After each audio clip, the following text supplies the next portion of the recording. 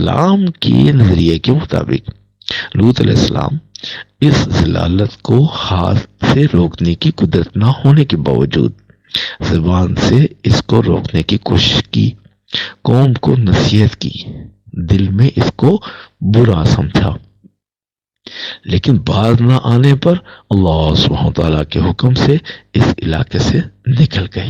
السلام علیکم ورحمۃ اللہ۔ دا گیٹ آف گائیڈنس کی ویڈیو دیکھنے کے لیے ہمارے چینلز کو سبسکرائب کیجیے اور بیل کے آئیکن پر کلک کیجیے تاکہ آپ ہماری آنے والی ویڈیو سے باخبر رہ سکیں۔ جزاکم اللہ خیرہ۔ بسم اللہ الرحمن الرحیم۔ یہ جمہوری کا کیا مطلب ہے؟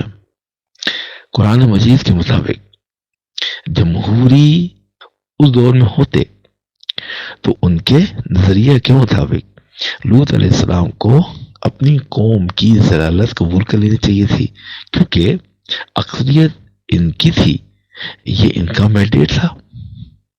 اور لیبرلز کے نظریے کے مطابق لوط علیہ السلام کو اپنی قوم کو اس ضلالت سے منع نہیں کرنا چاہیے تھا، ان کو اس بات کی آزادی حاصل تھی، خاص کر جب وہ کسی کو نقصان نہیں پہنچاتے تھے۔ سیکولر نظریے کے مطابق دین کا ایسے جنسی تعلق میں کیا دخل ہے جہاں طرفین راضی ہوں؟ اور تنویری سائنسی مریض ان کے نظریے کے مطابق اس بیچاری قوم کی تو کوئی غلطی نہیں تھی، یہ کام وہ جنیاتی خلل کی وجہ سے کرتے تھے۔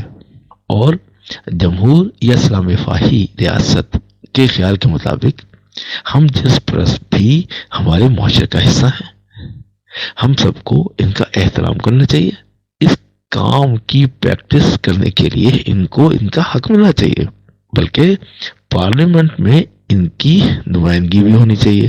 اسی طرح اسلام کے نظریے کے مطابق لوط علیہ السلام اس ضلالت کو ہاتھ سے روکنے کی قدرت نہ ہونے کے باوجود زبان سے اس کو روکنے کی کوشش کی، قوم کو نصیحت کی، دل میں اس کو برا سمجھا، لیکن باز نہ آنے پر اللہ سبحانہ تعالیٰ کے حکم سے اس علاقے سے نکل گئے۔ پھر اللہ رب العزت نے ان بدبختوں پر اپنا عذاب نازل کیا۔ تو نتیجہ کیا نکلا؟ لوط علیہ السلام کی بیوی اگرچہ اس فحاشی میں عملاً شامل نہیں تھی، مگر وہ اس حوالے سے اوپن مائنڈڈ تھی، اس پر راضی تھی، اس کا انکار نہیں کرتی تھی، اس لیے اس کو بھی عذاب میں شامل کر لیا گیا۔